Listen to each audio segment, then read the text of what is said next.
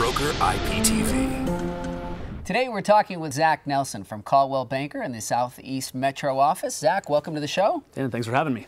Well, we're going to talk about a fun topic, which is up-and-coming neighborhoods and then artsy neighborhoods. Is artsy an okay term to use these days? Hey, is that what they... That works. All right, well, let's talk about up-and-coming neighborhoods. How do you find one of those? Well, first, I actually live in Northwest Denver, in one of these areas just off of Federal Boulevard that's been impacted by art galleries and art districts that have revitalized neighborhoods.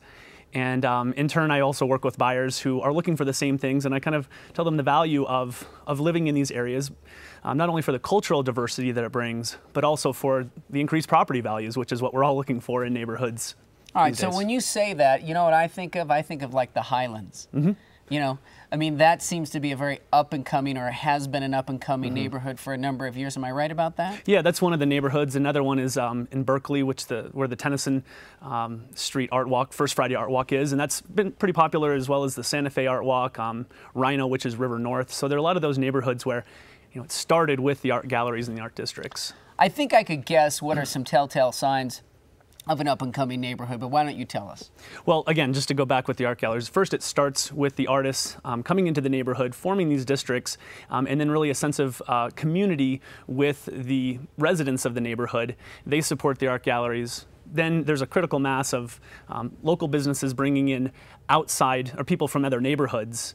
At the same time, there's retail and restaurant development that goes on. And then other developers come in and they see improvements with housing and storefronts, and that's really, you know, how it's gone with these neighborhoods. So, you know, we take some of these 1960 houses and we, you know, just go through them and update them and make them a little more hip and a little bit more modern, and it starts to become attractive to people. Certainly, 1960s and 1916 homes. I mean, we're talking much older too, and then also what we're seeing in some neighborhoods where the scrape and builds, where they're building duplexes and triplexes. So it brings in a different element, a modern kind of a modern element to the neighborhood as well. All right, so when I think of the buyer interested in this particular area, I start thinking like double income, no kids, singles in their 20s. Am I right? Am I close? Yeah, you're just about right on. I mean, that seems to be the predominant buyer.